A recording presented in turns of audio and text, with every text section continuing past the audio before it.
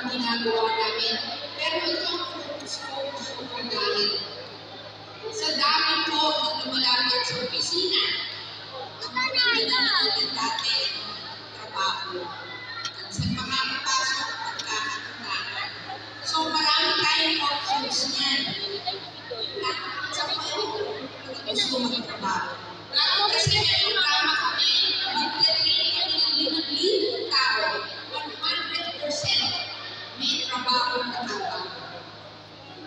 Pero out of the 5,000, kasama namin yung ECJ Foundation, yung foundation ni Ambassador Luwako. 1,000 yung training namin. 1,000. First batch. Nakabang na trabaho. 30% ng pumasok. Kailangan may sikap tayo. Sabi ko nga lahat ng recados na may bibigay namin para sa inyong buhay. Sagot na namin, tutulog na ang serbisyo. Ano yung tutulog? Umpis pa lang, nandiyan na kami. Nandiyan na ang gobyerno. Mga na. Daycare, mag-elementary, high school, hanggang mag-colegio, andyan po, hanggang maghanap na trabaho, hanggang muna, may tumatawag na ng kasakit, nandiyan po rin kami tutulog. Kaya lang, ang sipa, kasi wala kami kasama ng workforce. So, gusto ko lahat may oportunidad, makapagtrabaho, kumita. Maski lang nakatapal sa bahay, mayroong paraan ng kumita. Pinag-uusapan nga namin ni Kapitan Pogi kung meron pa din barangay microfinance. Meron po kami programa sa provincial government. Inumpisa kami ni Governor Victor yung konting pondo para sa ating mga kabarangay.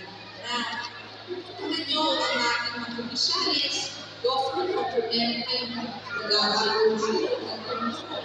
Konting pondo kung umpisa, pwede nang natigil sa kapitan.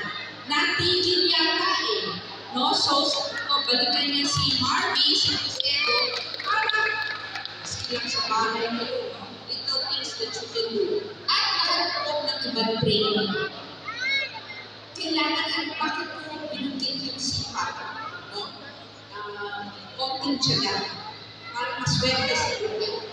Meron minsan ang pag-graduate kami ng January. 500. Nakatapos ng training, nakakuha ng NC2 certificate, may ibang pagsasanay. Meron isang batang lalaki, ibigay yung certificate. Sabi niya, go, minute siya. Maraming salamat. ALS graduate lang ako. Hindi nakapagtapos ng kolehiyo. Pero training namin ang heavy equipment. No? He was only 24 years old. Sabi niya, paalis na ako. Dahil dito sa certificate at pagsasanay, paalis na po ako ng New Zealand in 2 weeks. Hindi nakapagtapos siya ng kolehiyo. Pinagtsagaan ang pumunta sa aming opisina, mag-training ng ilang linggo, ay ngayon, natutuwa ko, okay na siya sa New Zealand. Nakakatulog na sa pamilya. So yan yung mga oportunidad na pwede natin. Hindi mo kailangan mag-abroad lahat. Diba? Pero if here, kailangan konting creative lang. Diba? May online selling. Diba? Na pwede mo yung mag-upisahan at marami pang iba.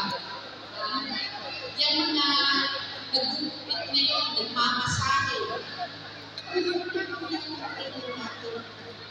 Ngayon, nakikita na sila sa mga barangay, pero nag-volunteer sila sumama sa amin para ipakita nyo, pwede. We just have a little skill na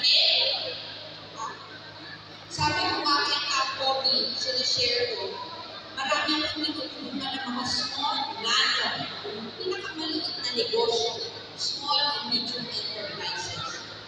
Meron isa, ilan sila, tinulungan ko sa kanilang hanap buhay. Yung isang babae, taga-Rewolo siya. Sa bahay lang ang kanyang negosyo sa garahe, may 3 siyang ginagawa.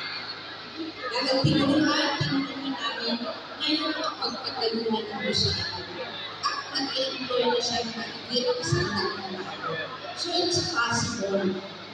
get a little creative. Meron kayong maisip na natin pagtulungan. Hindi naman kailangan na masyadong mabongga, pero nakita ko kung masipag and you're willing. Arguments well natin. Sabi nga nila, yung kinilitsenship